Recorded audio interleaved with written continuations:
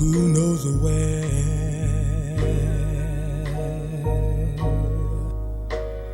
but I am strong enough to carry him. Hey, it's me, B, host of Live on the Couch with Bonnie and Friends. I told you we were going on a road trip, and our road trip had us routed to Dr. Basil Phillips, a CEO of Global Village Impact Corporation. I want to talk about the children that come through the program from foster care that have, they're aged out and they can no longer be in the other program, other foster care. How do you work with those youngsters? By creating a relationship. The correct spelling of love for a child is T-I-M-E. And if their parents are not involved in their life and the stories, the hard stories you hear of the lives that they live and where they reside, it's sad. So the key component of a tool, an effective tool, is to create a relationship with them. Okay. I remember speaking to you earlier, and I can't remember verbatim what you said about a man and and how did you say about the boy? You had to teach the boy, not the man, or something like that. The concept is better to build a boy than fix a man. Okay. And that is so important because childhood experience creates adult personality. Okay. Now I want to get to the homelessness with the social services of dealing with the homelessness. Is it a transitional thing that you have to do with them, like to get them housing, food, clothing? Do you all offer that also? It's all of the above. Every Friday we give out food to the homeless. We're in cooperation or in partnership with Publix and Feeding South Florida, Walmart, and this gives us a source of resources to provide to the homeless population. I want to get to another part, and that's the a documentary that was done, Light on Earth, Hope Restored. And we have a gentleman named he came in from Texas. Come on in, Mr. Raymond Smith. I want to introduce Mr. Raymond Smith. Nice to meet you. Talk about your experience in the program that Dr. Phillips created. Well, I'm a graduate of Hope Restored. At the age of 20, I was incarcerated, and I had limited options. At least I thought I did. Right. And Basil reached out, brought me into his program, and he challenged my thoughts, my belief system. He taught me the four concepts of a man. He taught me how to communicate, stand before different men, and to when I know better, do better. Yes. And since I graduated from Hope Store, it gave me the tools to become a man and to deal with life on life terms. And I went on after Hope Restored, went on to be incarcerated, gave me the tools to deal with that situation. And now I've been out of prison for 19 years. Wow. And not only am I out, I'm in a fraternity with a lot of other men who Hope Restored saved their lives. We tell them we are hope. We are hope. We are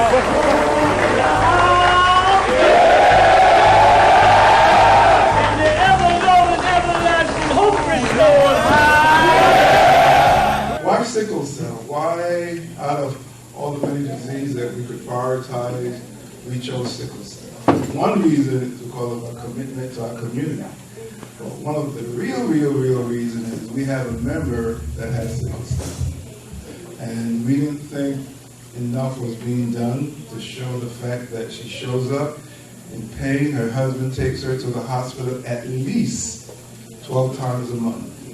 And because of that, we are committed because she is a member and we want to show love and she's going to share with us.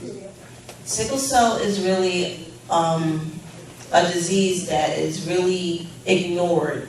The first onset of my disease was when I was born. But being a baby, no one understood what was going on until I was able to vocalize at the age of 2. I get numerous transfusions. The first one, I was 5 years old. Simply because it was termed a black man's disease. And unfortunately, that stigmatism is still to this day. But even I learned through the years, sickle cell affects African Americans, Latinos, Asians, and anyone who has an ounce of African root, and it could be Caucasian. It doesn't have boundaries. And unfortunately, we need advocates who are...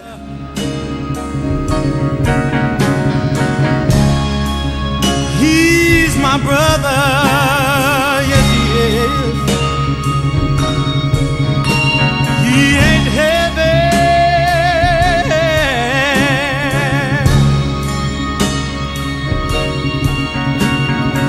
He ain't heavy.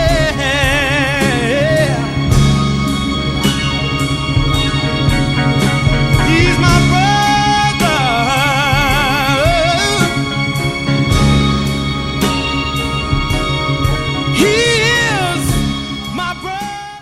But while you have us locked up, please unlock our minds. These are individuals who the only way they know how to reach out is with violence and rage.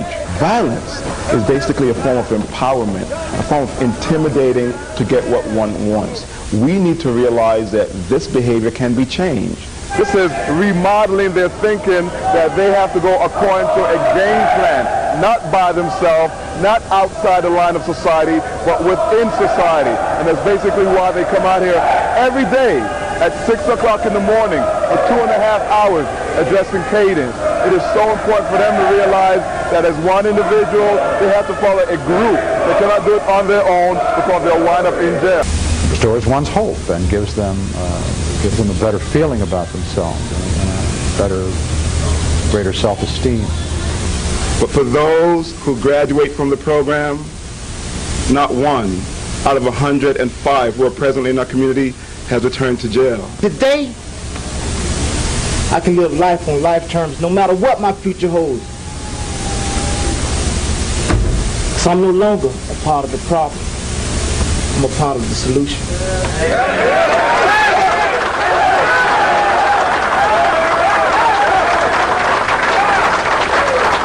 I've always been running from pain and emotional and responsibilities, and from my family. I haven't been able to give them the love that they deserve from me because I didn't have it in me. But through this program and everybody here, I have learned to love myself, and now I can give it to my mom and my sister. I love you very much.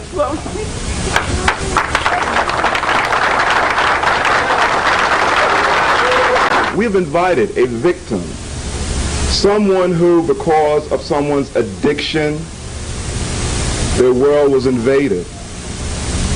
Their world was ruined. I made a long list of things I wanted to talk to you about, but I realized from some of the stories I heard that you've probably been through all of them, and maybe you have thought about the victims as well.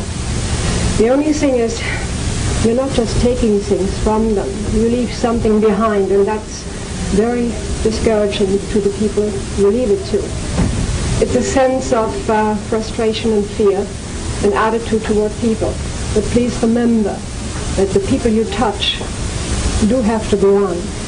And anger is a very destroying feeling. It just leaves you consumed. And I came here pretty angry, and I'm feeling a little bit better hearing about you and seeing you and knowing that you do want to make a difference. As I said, I can't read it, and I can't talk about it anymore, because I think you've gone past it.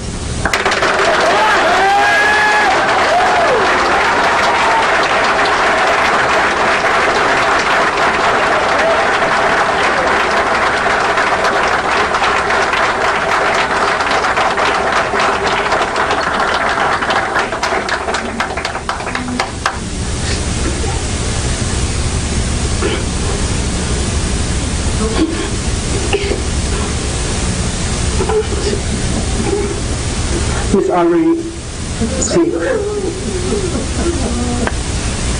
I'm the one who invaded your privacy. I'm the one.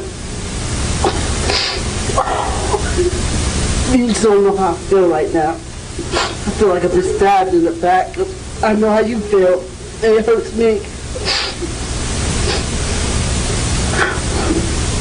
I just want to apologize to you publicly. I'm sorry. I'm truly sorry. I didn't mean it.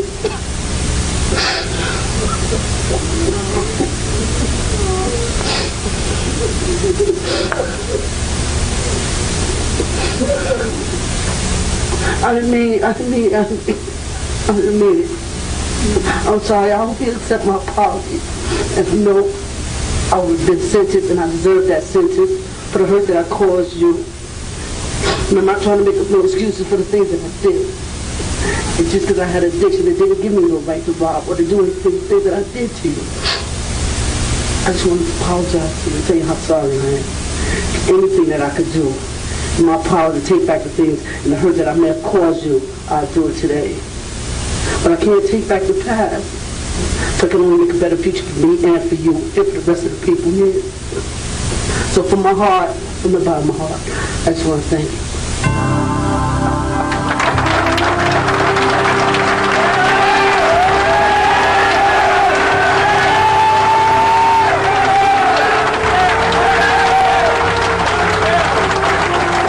My mama may be no good. My dad may be a drunk. But I know I'm somebody. Because God ain't made no junk. I may seem like a loser, the worst you ever met. But it's God himself who made me. And he ain't finished yet. This is your turn to make a difference.